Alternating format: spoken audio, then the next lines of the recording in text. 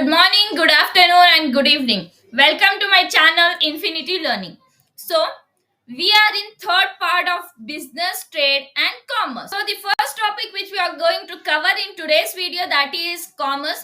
तो commerce include two types of activities. यहाँ पर क्या बोला जा रहा है कि commerce दो different types के activity include करता है. कौन से? First is trade, second is auxiliary to trade. अगर आप सोच रहे हो कि ट्रेड का मीनिंग है buying and selling of goods, then you're right. तो ट्रेड का मतलब ही होता है कि buying and selling of goods. एक गुड को प्रोड्यूसर सेल कर रहा है और एक कंज्यूमर बाय कर रहा है, that is called as trade. Okay, सिर्फ एक ही टाइप के ट्रेड्स नहीं होते हैं, डिफरेंट टाइप्स के ट्रेड होते हैं. Okay, so second thing comes auxiliary to trade. अगर आप लोगों को याद होगा, हम हमारे लास्ट वीडियो में we cover different types of industry, primary, secondary and territory industry. Primary और सेकेंडरी तो आपको याद होगा. थर्ड लाइक टेरिटरी इंडस्ट्री में क्या पढ़ा था हमने? Communication, banking, transportation, advertising. वो क्या करता था territory industry? Primary and secondary को सपोर्ट करता था, राइट? सो यहाँ पे क्या हो रहा है कि ऑक्सिलरी टू ट्रेड भी ट्रेड को सपोर्ट करता है. ओके, जैसे ट्रांसपोर्टेशन में हुआ, बैंकिंग में हुआ, इंश्योरेंस में हुआ, कम्युनिकेशन में हुआ, एडवर्टाइजिंग में हुआ, पैकेजिंग और वेयर हाउसिंग में हुआ. तो इन सब चीजों में ऑक्सिलरी टू ट्रेड जो है वो ट्रेड को सपोर्ट करता है. ओके, अब यहाँ पे ये नहीं है कि सिर्फ कॉमर्स ट्रेड ही इंक्लूड करता है या फिर auxiliary to trade. No, here commerce includes both. First is buying and selling of goods, that is trade, as well as auxiliaries such as transportation and banking, etc. Okay, और यहाँ पर क्या बोला जा रहा है? Commerce provides necessary link. Commerce क्या करता है? वो एक necessary link provide करता है. किसके बीच में? Producer and consumer के बीच में. कैसे? एक प्रोड्यूसर गुड्स सेल करता है और एक कंज्यूमर गुड्स कंज्यूम करता है. ओके, तो यहाँ पर क्या हुआ? एक्सचेंज हुआ. Right, when consumer buys something, in return he or she pays something. वो कुछ पे करता है, तो यहाँ पर क्या हो रहा है? एक्सचेंज हो रहा है, गुड्स लेना और पैसे देना. ओके, तो यहाँ पर एक्सचेंज हुआ. सो ये एक लिंक प्रोवाइड करता है एक प्रोड्यूसर और एक कंज्यूमर के बीच में. सो अब यहाँ पर क्या बोला जा रहा है? ट्रेड एंड ऑक्सिलरी जो ट्रेड होता है वो रिमूव करता है क्या?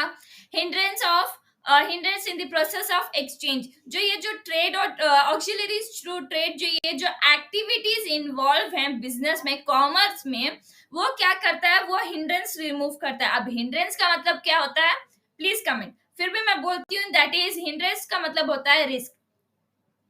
ओके, वो रिस्क रिमूव करता है. किसमें से? In the process of exchange. जब एक प्रोड्यूसर प्रोड्यूस कर सेल कर रहा है एंड एक कंज्यूमर पे कर कंज्यूम कर रहा है, तो यहाँ पर जो भी रिस्क होता है उस रिस्क को रिमूव करता है. ओके, जो एक्टिविटीज बताए गए हैं लाइक किसमें? ऑक्सिलरी टू ट्रेड में, ये हिंड्रेंस रिमूव करता है. किससे?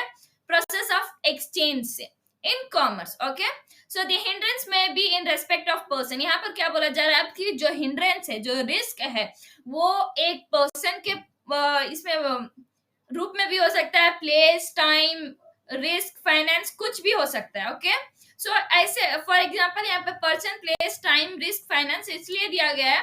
पर्सन का मतलब अगर एक वन ऑफ द एम्प्लॉय, मतलब कि आप प्रॉपरली चल रहे हो कि हाँ 10 एम्प्लॉयज हैं, 10 एम्प्लॉयज इतना काम करते हैं तो इतने प्रोडक्ट्स प्रोड्यूस होते हैं और इतने एक्सपोर्ट होते हैं. ओके, अगर उसमें से किसी एक का एक्सीडेंट हो जाता है या फिर किसी एक को अच्छी तबीयत नहीं रहती है, वो आज लीव ले ली है, वेदर ही और शी लीव ले लिया है, तो अब क्या होगा? वहां पे एक रिस्क हो गया कि अचानक बुखार आ गया and he took a leave and next आपको ऑर्डर देना है. So that is in a form of person. अब प्लेस में क्या होता है कि ज्यादातर अगर आप लाइक बैंगलोर, मुंबई, दिल्ली कहीं पे भी, और आपका जो कंज्यूमर है वो राजस्थान या फिर कहीं पे भी है, राजस्थान, महाराष्ट्र, तो वहां पर ज्यादातर गुड्स को एक्सपोर्ट, इंपोर्ट, फिर इस तक कंज्यूमर तक पहुंचाने में टाइम लगता है. और प्लेस में कुछ भी हो सकता है, वेदर एक्सीडेंट्स भी हो सकते हैं जब आप ट्रांसपोर्टेशन कर रहे हैं या फिर कुछ भी. ओके, सो वहां पर रिस्क होता है, टाइमिंग्स का भी इश्यू हो जाता है। हम बोले रहते हैं कि हम आपको 5-6 दिन में पहुंचा देंगे, लेकिन हो चुका है 7-8 दिन। देन वहां पर कंज्यूमर के कॉल्स पे कॉल्स आ रहे हैं आपको, या फिर कमेंट कर देते हैं आपके ऑनलाइन ऐप में कुछ। So all this is called as risk. Okay, so यहाँ पर रिस्क अलग फॉर्म्स के होते हैं। First is person, place, time, risk and finance. तो यहाँ पर क्या बोला जा रहा है कि जो हिंड्रेंस ऑफ पर्सन है वो रिमूव्ड हो सकता है। कैसे? ट्रेड की वजह से। ओके, बाय मेकिंग गुड्स, जो भी गुड्स है वो कंज्यूमर के प्रॉपर पोजीशन जहां पर है, वो ट्रेड क्या करता है? बाइंग एंड सेलिंग, उसे है ना मतलब कि उसके जगह तक पहुंचाने के लिए buying and selling of goods and services. तो एक कंज्यूमर है जो उसके जगह तक उसको उसका प्रोडक्ट पहुंचाने को हम सर्विस प्रोवाइड कर रहे हैं, वहां पर हम सर्विस प्रोवाइड कर रहे हैं। तो हिंड्रेंस ऑफ पर्सन रिमूव हो सकता है वहां पे by trade. Then comes transportation, remove the hindrance of place. Transportation क्या करता है? अगर एक जगह से लेके दूसरे जगह तक जब हम गुड्स पहुंचा रहे हैं तो ट्रांसपोर्टेशन उसे रिमूव करता है। अगर ट्रांसपोर्टेशन नहीं होता तो वहां पे रिस्क होता है, हमें दूसरी दूसरी जगह से कॉल्स आ रहे हैं, प्लेस से, इधर से उधर, मतलब कि राजस्थान, महाराष्ट्र, बैंगलोर, बहुत सारे स्टेट्स हैं, तो वहां से कॉल्स आ रहे हैं कि हमें भी आपका प्रोडक्ट पसंद है, हमें भी चाहिए। अगर ट्रांसपोर्टेशन नहीं होता तो आपको हो सकता है नहीं, वहां पर आप नहीं कर सकते, ट्रांसपोर्टेशन वहां पर आप नहीं कर सकते। सो यहाँ पर क्या बोला जा रहा है कि जो हिंड्रेंस मतलब कि प्लेस का जो रिस्क है वो ट्रांसपोर्टेशन रिमूव करता है। और वेयर हाउसिंग जो है वो स्टोरेज के जो रिस्क है, मतलब कि स्टॉक्स को जो हम होल्ड कर कर रखते हैं कुछ महीनों तक या फिर मे बी ईयर तक, तो वो वेयर हाउसिंग जो है वो उस रिस्क को रिमूव करता है। ओके, आई होप आप क्लियर हैं। सो ट्रेड में सिर्फ आपको एक ही ट्रेड नहीं आता है, मतलब कि इंपोर्ट, एक्सपोर्ट एंड इंटरपोर्ट भी होता है। अब इंपोर्ट का मतलब क्या होता है? जब आप एक गुड्स बाहर से अंदर मंगाते हो। ओके, बाहर से अंदर मंगाते हो, फॉर एग्जांपल बाहर के देश से आप इंडिया में मंगाते हो, then that is called as import. जब आप कोई भी चीज इंडिया से बाहर भेजते हो, लाइक अमेरिका या फिर लंदन, साउथ कोरिया, कहीं पे भी आप भेजते हो, तो हम उसे एक्सपोर्ट बोलते हैं। Then comes interport. देख लें, ट्रेड 3 डिफरेंट टाइप्स के होते हैं। One is import, export and interport. तो इंपोर्ट का मतलब क्या होता है? जब हम कोई भी गुड्स बाहर से अपने देश में मंगाते हैं उसे हम इंपोर्ट बोलते हैं। अगर कोई भी गुड्स हम अपने देश से बाहर भेजते हैं, that is called as export. अब इंटरपोर्ट क्या होता है? Will take a example of example. Okay, 3 different country से, let it be America, India and South Korea. तो हम अमेरिका से कोई गुड बाय किए। ओके, जब हमने कोई गुड अमेरिका से बाय किया, फिर हमने वो हमारी कंट्री में मंगाया, इंपोर्ट किया। इंपोर्ट करने के बाद हमने उस गुड्स में कुछ चेंजेस किए और उसे अपना प्रोडक्ट बनाया। ओके, बाहर से हमने रॉ मटेरियल मंगवाया, लेकिन हम अपने कंट्री में उसे एक फुल यूजफुल प्रोडक्ट में कन्वर्ट किया। फिर हम उसी प्रोडक्ट को एक्सपोर्ट करते हैं साउथ कोरिया को। तो यहाँ पर क्या होता है? इंटरपोर्ट होता है। जब हम कोई भी गुड्स दूसरे देश से अपने देश में मंगवाते हैं, फिर अपने देश में उसे अपना प्रोडक्ट बनाकर उसे एक यूजफुल प्रोडक्ट में कन्वर्ट कर जब हम दूसरे state, I mean not state, दूसरे कंट्री को बेचते हैं, that is called as interport. Okay, I hope you are clear with the import, export and interport. तो अब यहाँ पर क्या बोला, मतलब कि अब हम ट्रेड को ब्रीफली पढ़ेंगे। Okay, now we will study trade in briefly. तो बेसिकली यहाँ पर बोला जा रहा है कि ट्रेड एक एसेंशियल पार्ट है, दैट मीन इंपॉर्टेंट पार्ट है। कॉमर्स का ट्रेड जो है एक इंपॉर्टेंट पार्ट है। क्यों? Trade refers to sell, transfer और एक्सचेंज ऑफ गुड्स। तो यहाँ पर बेसिकली बोला जा रहा है ट्रेड, अगर पहली चीज जब हम ट्रेड सुनते हैं, या तो वो फिर सेल पहली चीज हमारे दिमाग में आती है, ट्रांसफर या फिर एक्सचेंज ऑफ गुड्स। ओके, तो यहाँ पर trade refers to a sell, transfer और एक्सचेंज ऑफ गुड्स। ओके, और of goods, either physical or virtual. It helps in making the goods product available to the consumer or users. यहाँ पर जो trade है वो क्या करता है? वो कंज्यूमर के लिए जो गुड्स एक प्रोड्यूसर जो प्रोड्यूस करता है वो प्रोडक्ट को एक कंज्यूमर के लिए हर जगह अवेलेबल करता है। कौन करता है? Trade. Okay, it helps in making, जो भी गुड्स प्रोड्यूसर ने प्रोड्यूस किया है उस पर्टिकुलर प्रोडक्ट को हर एक कंज्यूमर के लिए या फिर यूजर के लिए अवेलेबल करता है, ट्रेड करता है। Okay, these days goods are produced on a large scale and it is difficult for producers to themselves reach out the individual buyers or selling their products। तो यहाँ पर क्या बोला जा रहा है अब कि एक प्रोड्यूसर, एक प्रोड्यूसर, आजकल तो छोटे मोटे बिजनेस होते नहीं है, जो भी होता है बड़ा होता है। तो जो बड़ा जो होता है, यहाँ पर क्या बोला जा रहा है, एक प्रोड्यूसर जब एक लार्ज स्केल में प्रोडक्ट्स को प्रोड्यूस करता है, एक लार्ज स्केल में जब प्रोड्यूस करता है तो वो बहुत डिफिकल्ट होता है हर एक इंडिविजुअल सेलर के पास वो गुड्स पहुंचे। फॉर एग्जाम्पल ट्रांसपोर्टेशन का ही इशू हुआ हो या फिर कंट्री का इशू हुआ। ऑब्वियसली जब आप ई बिजनेस कर रहे हो तो उसका मतलब है कि आपको सिर्फ इंडिया से नहीं बाहर से भी आएंगे कि हाँ मुझे आपका प्रोडक्ट चाहिए, इफ दे आर इंटरेस्टेड, अगर आपके बायर्स इंटरेस्टेड हैं।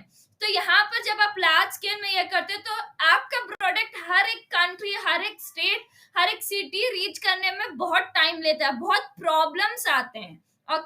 तो यहाँ पर आता है ट्रेड। सो बिजनेसमैन हो या बिजनेस वुमैन हो, वो एंगेज होते हैं किसमें? ट्रेडिंग एक्टिविटीज जो है उसमें एंगेज होते हैं। क्यों? जब एक प्रोड्यूसर एक अपना कंपनी शुरू करता है तो वो क्या चाहता है कि मेरा जो प्रोडक्ट है वो हर एक कंज्यूमर के पास जाए और वो कंज्यूमर उस गुड से सेटिस्फाई हो।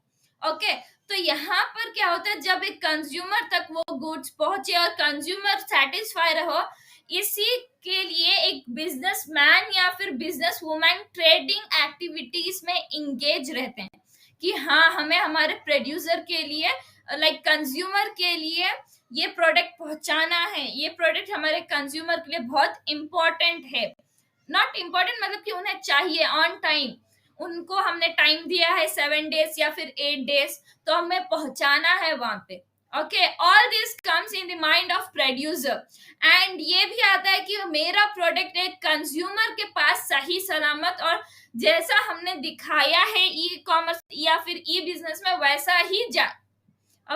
All this comes. So I hope कि आप ट्रेड के बारे में क्लियर हैं, नो कंफ्यूजन अबाउट ट्रेड। अगर है तो प्लीज कमेंट में सिर्फ जो क्वेश्चन होगा आपका वो क्वेश्चन लिख दें। सो आप अपने स्क्रीन पे एक पिक्चर देख रहे हैं, that is transportation, warehousing, insurance and advertising, banking. ये आपके लिए क्वेश्चन है कि ये 5 एक्टिविटीज जो हैं ये क्या है, वेदर दे आर ट्रेड और auxiliary to trade. Please comment me. Now yes we are, मतलब ब्रीफली हमने ट्रेड को पढ़ लिया। Now we will study auxiliary to trade. Trade का तो मतलब आपको समझ गया कि buying and selling of goods. अब ऑक्सिलरी टू ट्रेड देखिए, यहाँ पर प्रॉपर डेफिनेशन दिया गया है, that is activities which are meant for assisting trade और non has auxiliary to trade. जो ट्रेड के लिए जो एक्टिविटीज हैं, जो एक्टिविटीज ट्रेड को सपोर्ट करती हैं, उसे हम ऑक्सिलरी टू ट्रेड बोल सकते हैं। These activities are generally referred to as service because they are in the nature of facilitating the activities relating to industry and trade. Transportation, banking, insurance, warehousing and advertising are regarded as auxiliary to trade। तो यहाँ पर क्या बोला जा रहा है कि जो एक्टिविटीज auxiliary to trade में जो भी एक्टिविटीज हैं वो एक्टिविटीज को हम सर्विस बोल सकते हैं, रिफर्ड एज सर्विसेज। उन्हें हम सर्विस की तरह प्रोवाइड करते हैं। क्यों? क्योंकि वो उस स्टेट में है जो एक इंडस्ट्री और ट्रेड के एक्टिविटीज को सपोर्ट कर सके, वो सर्विस प्रोवाइड करता है इंडस्ट्री और ट्रेड को। कैसे? बाय हेल्पिंग, मतलब कि ट्रांसपोर्टेशन की हेल्प से। ऑब्वियसली हम एक बिजनेसमैन या फिर वुमैन हैं, तो इसका मतलब ये नहीं कि सिर्फ गुड्स को प्रोड्यूस कर रख दें, अब हमें उस गुड्स को सेल भी करना है। सिर्फ एक छोटे से में रहकर आप अपना बिजनेस बढ़ा लेंगे? नहीं, we have to expand our business in different states, different cities, different countries। तो यहाँ पर क्या बोला जा रहा है कि transportation, banking, insurance, warehousing and advertising, ये सब को हम ऑक्सिलरी टू ट्रेड बोलते हैं, और इन चीजों को अब हम और ब्रीफली पढ़ेंगे. Okay, so first comes transportation and communication. So the first is transportation and communication. Okay, transportation मैंने आपको बहुत बोला कि ट्रांसपोर्टेशन क्यों होता है, हम और ब्रीफली पढ़ लेते हैं. Okay, production of goods generally takes place in particular location. Correct. अगर एक गुड प्रोड्यूस हो रहा है या फिर रॉ मटेरियल आपको चाहिए, तो वो एक पर्टिकुलर रॉ मटेरियल कहाँ पर बेस्ट बनता है, हम वहां जाएंगे. वहां से एक अच्छा रॉ मटेरियल, अच्छे क्वालिटी का कोई इमेजिन कोई भी बिजनेस आप कर रहे हो, अगर आप मेटल का फोन्स का कर रहे हो या फिर आप कुछ भी कर रहे हो, तो आप वो एक रॉ मटेरियल इमेजिन कर लीजिए. हम कॉटन इमेजिन करेंगे, कॉटन कहाँ पर बेस्ट मिलता है, वहां उस जगह पर हम जाएंगे. वहां पर प्रोड्यूस हो रहा है कॉटन, वहां पर हम कहाँ से एक्सट्रैक्ट करेंगे, हम जो नेचुरल प्लांट्स है वहां से हम कॉटन एक्सट्रैक्ट करेंगे. ओके, ये क्या होगा, इसे हम एक्सट्रैक्टिव इंडस्ट्री बोलते हैं, राइट. ये प्राइमरी इंडस्ट्री में आता है एक्सट्रैक्टिव.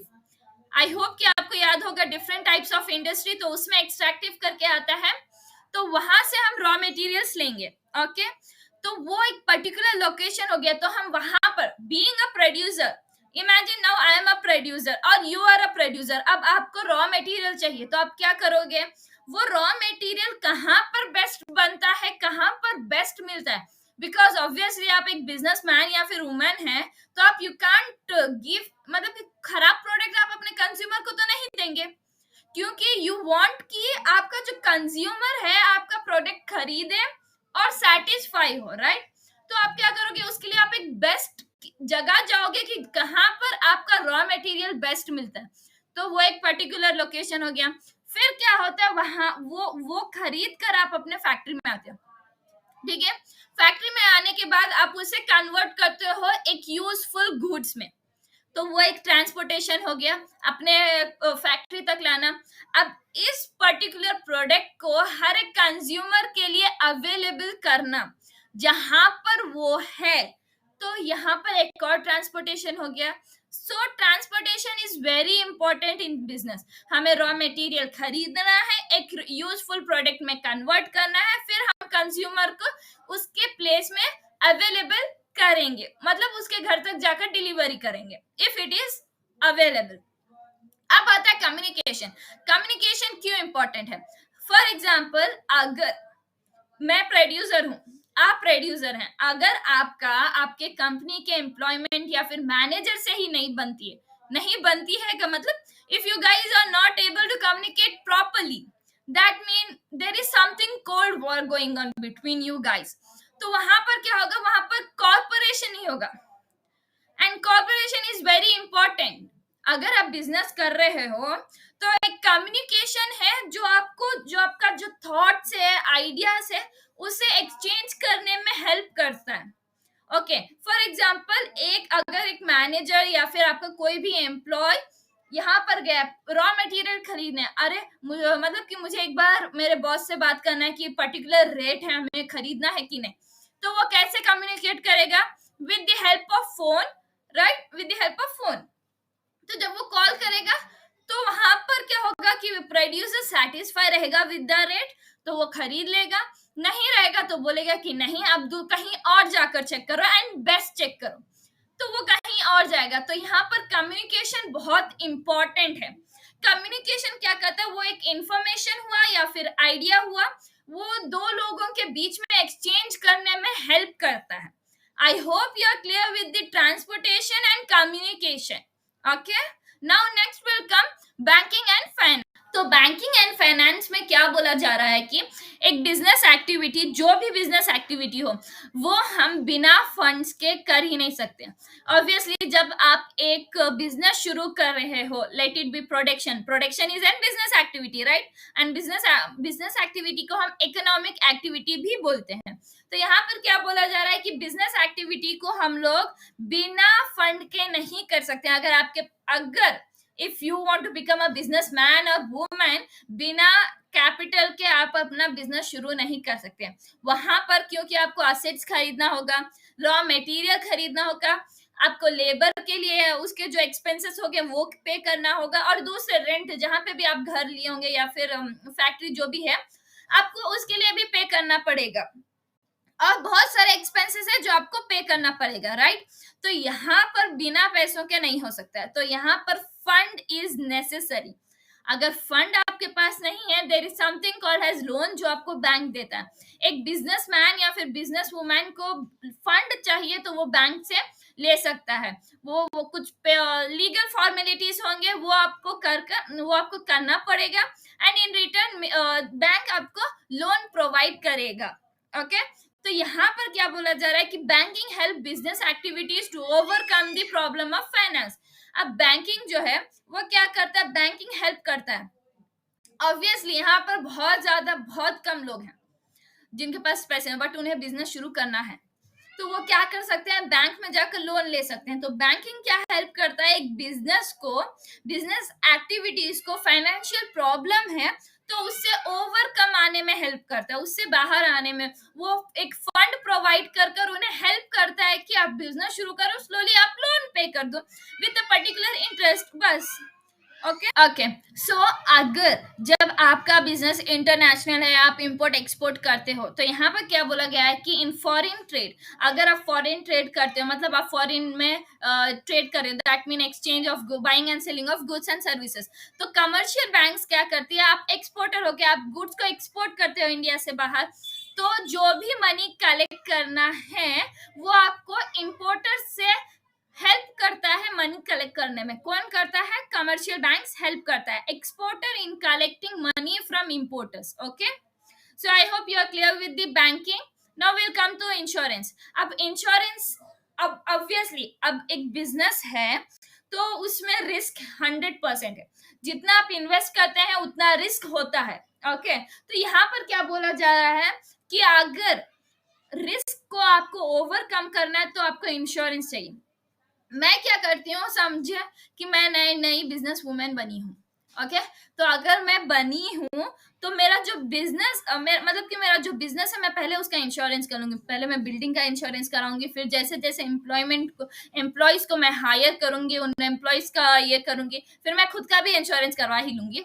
चाहे वो बाइक का हो जो मैं अपने मतलब कि एम्प्लॉयज को प्रोवाइड कर रही हूँ, तो हर एक चीज का इंश्योरेंस करूंगी। इंश्योरेंस करने पर क्या होता है, फॉर एग्जाम्पल अगर एम्प्लॉय का एक्सीडेंट हो गया, if employee is in on duty, अगर ऑन ड्यूटी पे उसका एक्सीडेंट होता है तो उसके हर एक चीज का, एक्सीडेंट में जितने भी पैसे लगेंगे उसके, मतलब कि उसका इलाज कराने में जितने भी पैसे लगेंगे सब कंपनी को ही देना होगा।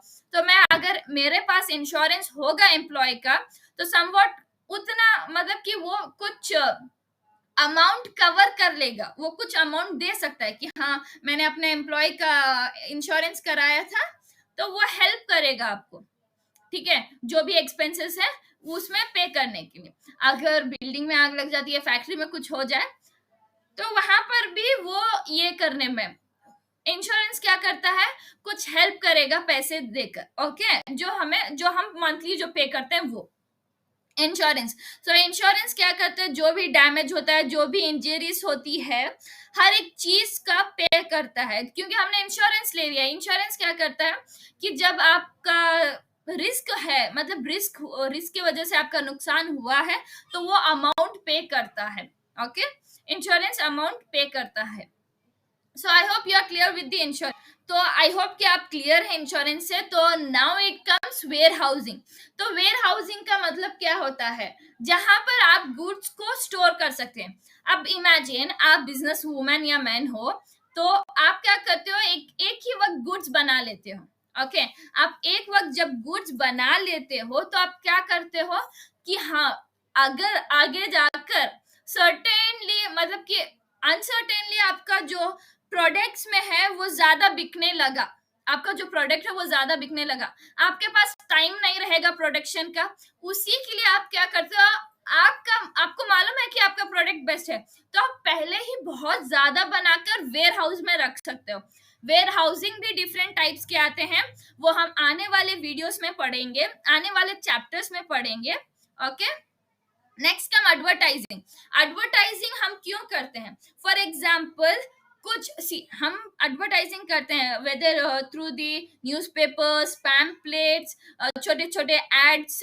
एंड एडवर्टाइजिंग करने से क्या होता है, जिन लोगों को आपके प्रोडक्ट के बारे में नहीं मालूम है उन्हें भी आपके प्रोडक्ट के बारे में मालूम हो जाएगा। For example someone is sitting in America and उसे सडनली यूट्यूब पे या फिर कहीं पे भी उसे एक एड आता है आपके प्रोडक्ट का कि हाँ ऐसा है, अगर ही और she is interested in your product तो वो इमीडिएटली आपका जो वेबसाइट रहेगा, आप ई बिजनेस या फिर ई बिजनेस कर रहे हो, तो वो आपको कांटेक्ट कर कर आपको क्या बोलेगा कि हाँ मुझे ये प्रोडक्ट चाहिए, तो आपको वो प्रोडक्ट, आपको वहां पर क्या होता है, वहां पर आपको प्रोडक्ट पहुंचाना है। सो ऐसे क्या होता है, एडवर्टाइजिंग से आपका कंपनी का एडवर्टाइजमेंट होता है, लोगों को मालूम चलता है। वंस अगर एक कंज्यूमर आपका प्रोडक्ट खरीद लेता है, ही और she is satisfied with your product, तो वो क्या करता है, नेक्स्ट टाइम भी अगर उसे कुछ चाहिए तो आप ही का प्रोडक्ट लेगा। नाउ लेट्स इमेजिन कि एडवर्टाइजिंग आपने की, ओके, कोई है मतलब कि इंडिया में समझ ले बैंगलोर से आपको मतलब कि बहुत अच्छा ये आ रहा है, मतलब कि रिव्यू आ रहा है कि हाँ मुझे आपका प्रोडक्ट बहुत अच्छा चाहिए, अच्छा लगा, मुझे आपका प्रोडक्ट चाहिए। जब वो एक बार आपका प्रोडक्ट यूज कर कर सेटिस्फाई हो जाते हैं कंज्यूमर, तो नेक्स्ट टाइम भी वो चाहेंगे कि आपका ही प्रोडक्ट लें, बिकॉज उनको आपके प्रोडक्ट पर भरोसा हो गया। सो दैट इज, तो एडवर्टाइजिंग क्या करता है, वो आपका पब्लिक रिलेशन अच्छा करता है, पब्लिक को आपके प्रोडक्ट के बारे में समझाता है, आपके प्रोडक्ट के बारे में मालूम करता है। I hope you are clear with trade and auxiliary to trade. So thank you so much. अगर आपको वीडियो अच्छा लगा then please like, share and subscribe.